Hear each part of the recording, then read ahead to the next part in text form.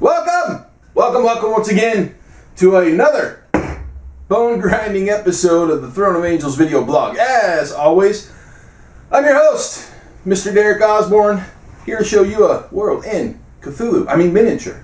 Joined today by everybody's favorite elder god, Cthulhu. Don't rub his head, it makes him mad. Trust me, it makes him angry.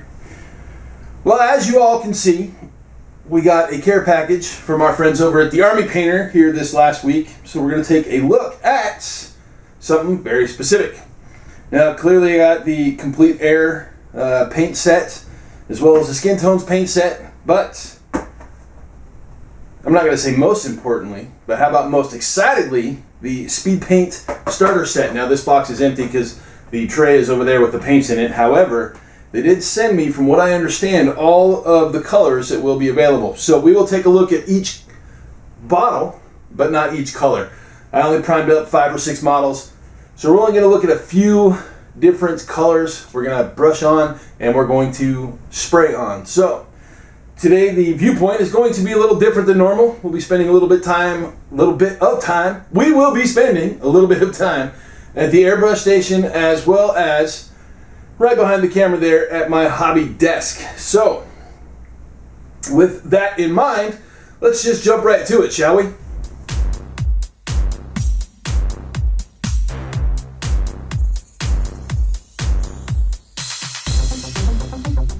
Since it has been a while since I have done any filming from my desk, let's take a quick tour and see what we have going on. So off to the left, obviously, are my paint racks, or at least my Army Painter paint racks. These slide out and are full of paints. Down here, I've got Secret Weapon washes, Secret Weapon paints, and then what Vallejo products I have left from my last paint purge. And that happens on a regular basis. Yes, you can have too many paints, and you can get rid of them. I like to donate them to after-school programs and local game stores for hobby nights. Up here we've got basically just drawers full of pigments and simple tools, right? I use these clamps like crazy. If you don't have any, you should get them. I think they're like $1 a piece. You pick them up at Home Depot or Lowe's. For those of you not in the US, you may have Home Depot and Lowe's. If not, essentially it's just kind of a hardware store, large do-it-yourself store. Obviously, we've got projects in front of us. My ISS, I am doing them in a different style than what is quote-unquote canon. So we'll update that maybe next episode, the episode after. For those of you who are not familiar with this giant thing here, this is a Relic Knights. Relic Knights 2 is right around the corner. Super excited for it. So I busted out my Relic Knights stuff and am essentially repainting. There's a bunch up here as well. Behind that we've got, this is actually a team for Guild Ball, second Hunter Squad, I believe. I don't play Guild Ball, but they're beautiful models.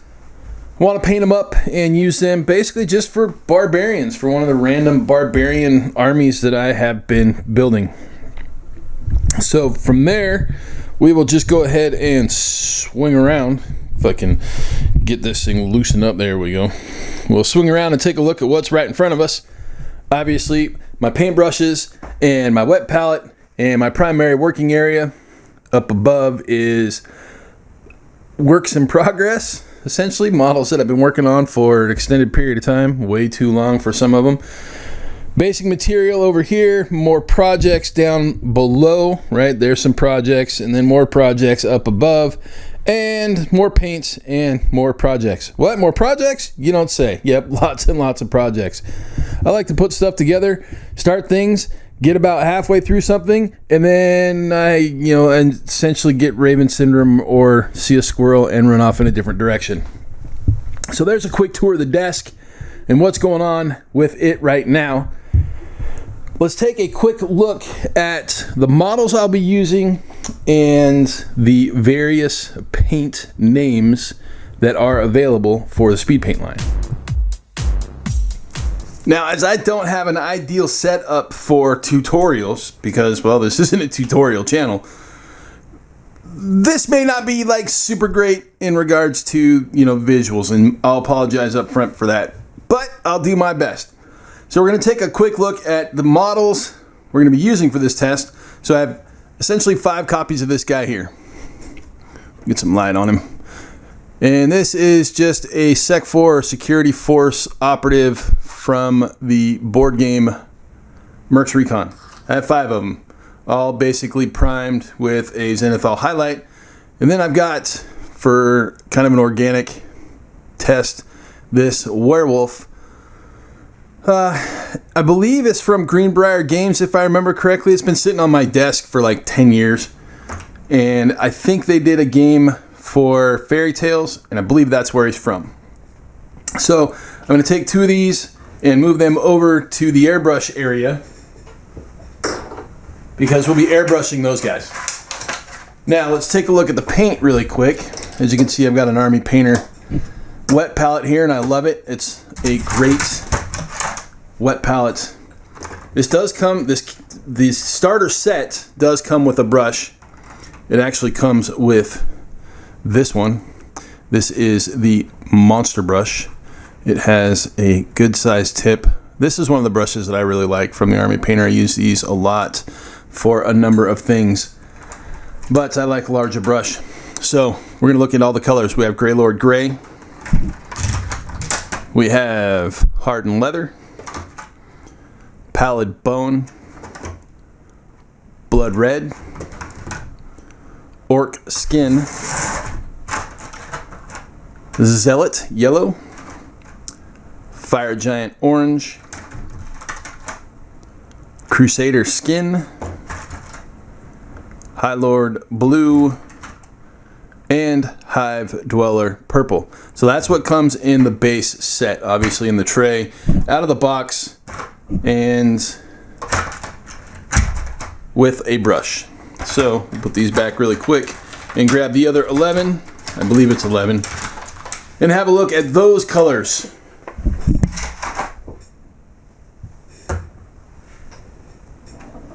There's 5,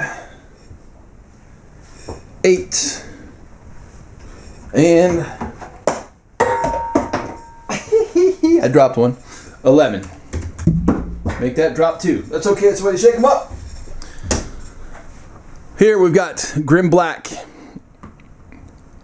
Holy White, Dark Wood, Absolution Green, Camo Cloak, Malignant Green, Magic Blue, Runic Gray, Sand Golem, Purple Alchemy, and Cloud Burst Blue.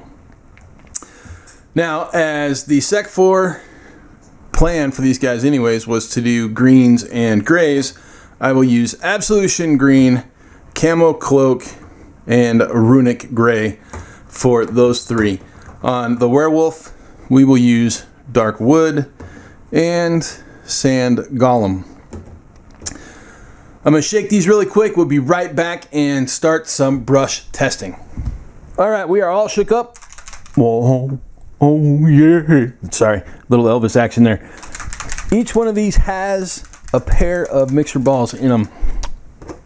We will do these 2 seconds. We'll do that guy last. Essentially what I'm going to do is I'm just going to coat the entire model with one color, right? So we're going to start with Absolution Green. We'll go ahead and lay it out in a well, because I'm not putting this stuff inside of a wet palette. I think that'd be pointless, but hell, what do I know? It might be the best thing since sliced bread. So as you can see, right, we have, and I'm just glooping this stuff on there. I'm not taking any precautions. I'm not being careful. I am not doing anything other than just doing a quick test. So I have never used the contrast paints from Games Workshop, so I don't know how these would compare. I can't say that, yep, this is better, that's better, or the other thing is better. All I can say is I'm taking this paint and I'm slathering it on a model, and then I'm going to let it dry, and we're going to see what we get after the fact.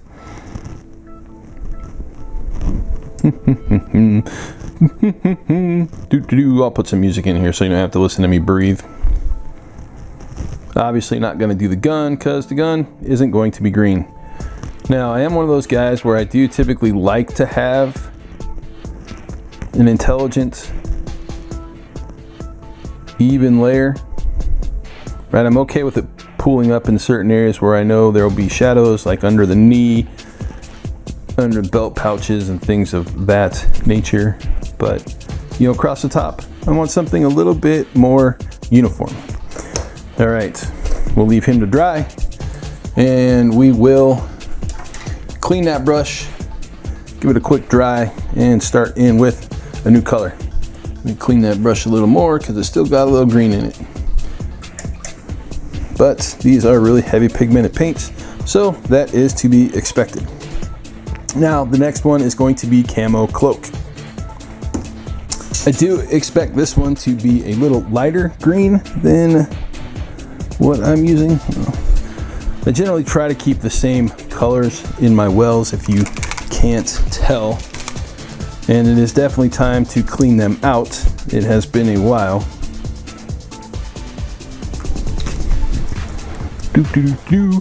Second guy. And again, I'm just going to do the same thing, right? I'm not here. Oh, it is a darker green. Interesting. Okay, so Camo Cloak is darker, even though on the bottle it doesn't look as such. I should say a more saturated green. It's more saturated green, it's not darker. And yes, I know I'm putting this on his face and, you know, they don't have green skins because they're not orcs. They are not orcs. This is true. But again, I am just doing this to show off the paint. Nothing more, nothing less. And quite honestly, this model is just going to be used for demos. So I don't actually care if it is super beautiful. All right. Now again, going back to what I would call a cleanup stage. And so I don't know if this is recommended or if it's something that other artists do, but like I said, I like a nice clean look.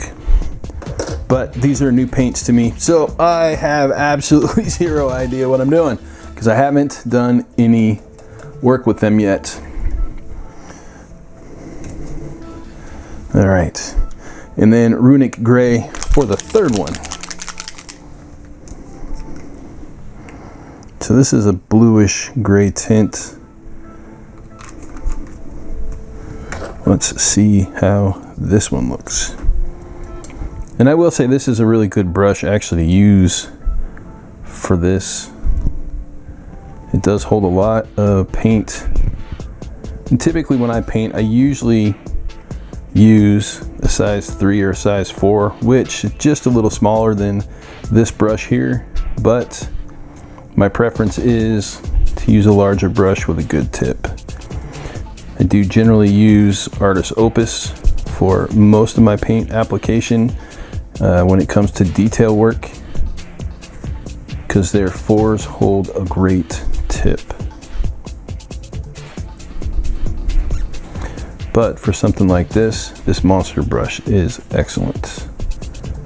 And these brushes are, I mean, I get them by the bundle, like literally, because I use a substantial amount of these monster brushes. Now again, this is the one that came inside the starter box, so you will get this brush with the starter box. All right, I think that's everything there. Okay, and then we'll do Mr. Werewolf and see how he comes out with a couple of different colors. So I'm gonna do some dark wood on his furs, and then I'm gonna do sand golem, which I'm not sure what color that is, but it looks like a light tan, maybe on his skin.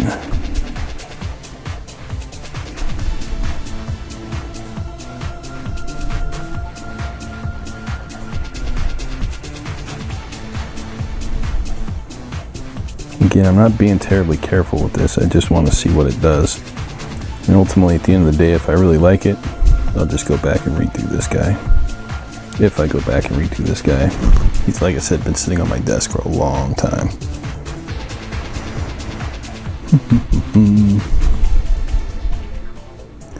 So we'll just do this here.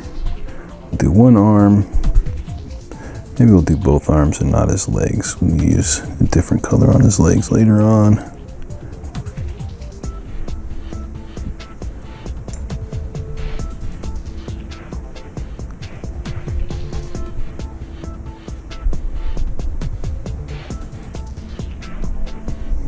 And obviously I didn't clean this model up. As you can tell, there's plenty of mold lines and random things on him that normally I would not allow to exist on a model, but is what it is. All right, so this looks like a light tan. So I'll take a couple of drops there. We'll put it on his face.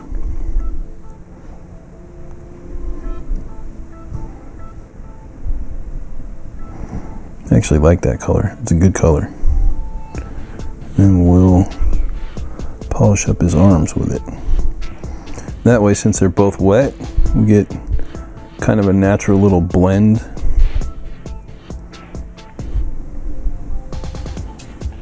It may or may not work out. We will see when it dries.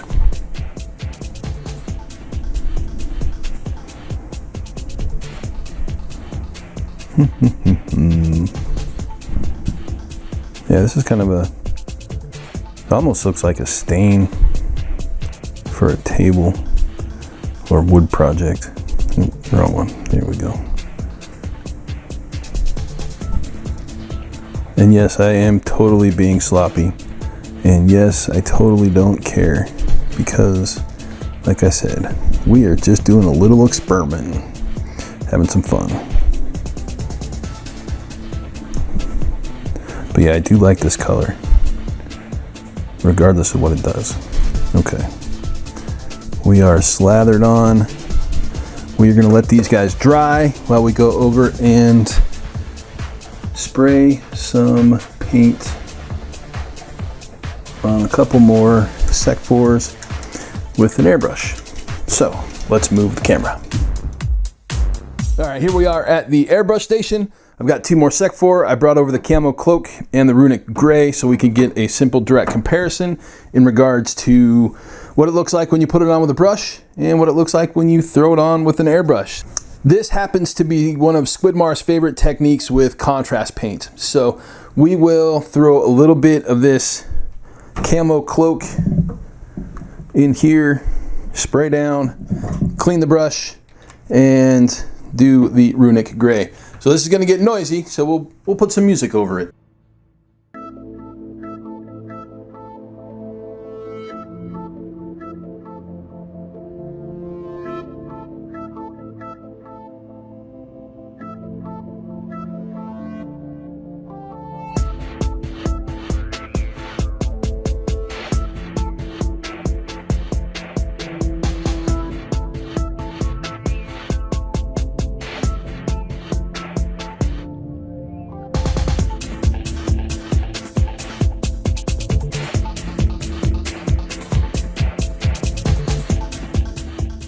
Obviously, I'm not being terribly careful here as I am just putting paint on a model. I'm going to clean out the brush and we'll be right back to do the runic gray. And for those of you who might ask, this is my favorite airbrush, the Patriot 105. I put about 85 to 90% of my paint through this very specific airbrush.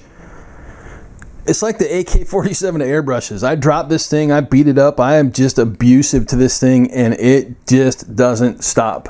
I do give it a deep clean, usually once a quarter. I clean it out obviously after every use, but quite simply, this is probably one of the best tools that I've ever invested in, the Badger Patriot 105.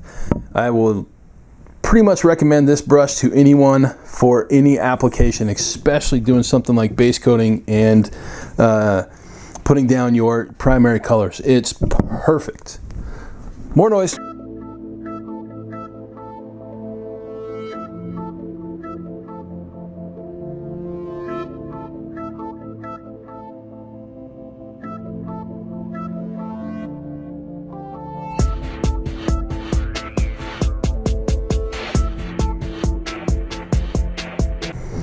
Time to clean out the brush, let all this stuff dry, and then do some comparisons. So we'll be right back.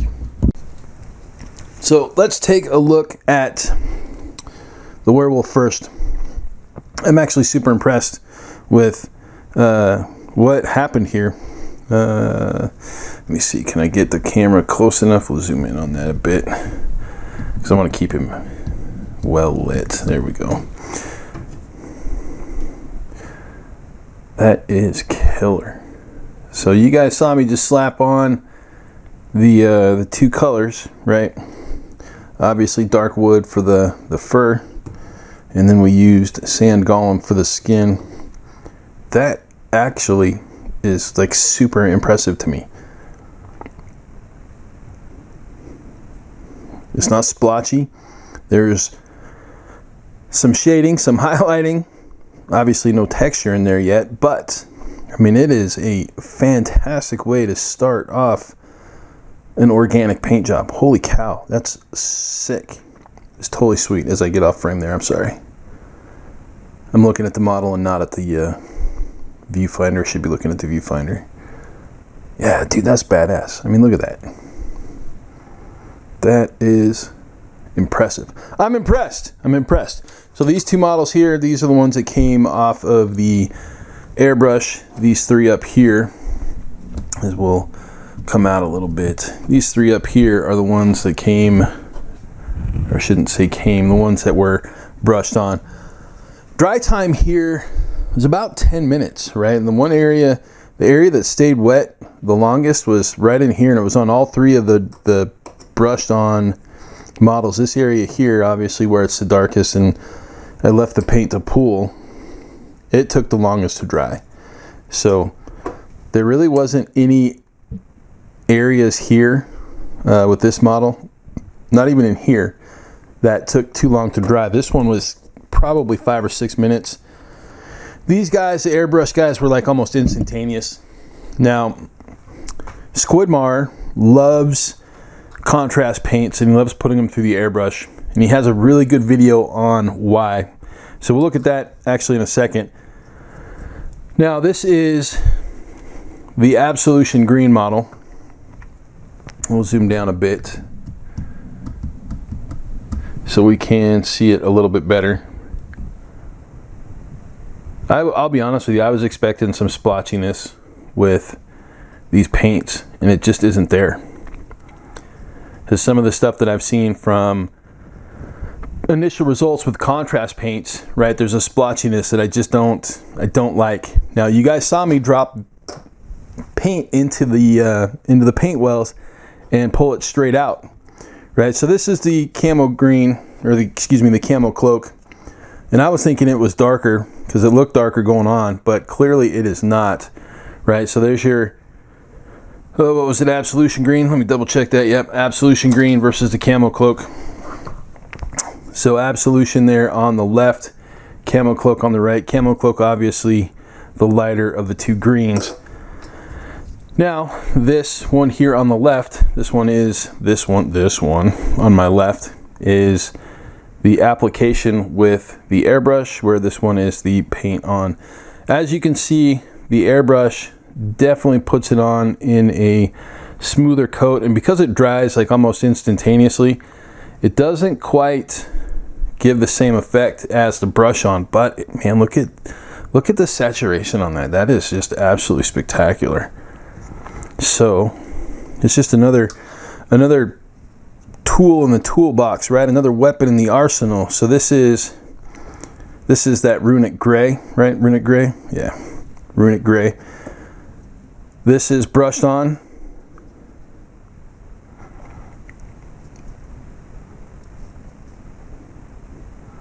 Looks fantastic. Now this is the Airbrush, same runic gray. Now this one came out still really smooth, but it came out closer to how the brush on experience was, right? When you look at them, there's a little bit more of the highlight and shade with the runic gray than there was with the camo cloak. So, all right, There's our side-by-side. There's our Absolution Green. I'm going to probably finish this model. I really like where this is headed. This is great. All right, there we go. A quick look at the speed paints from the Army Painter.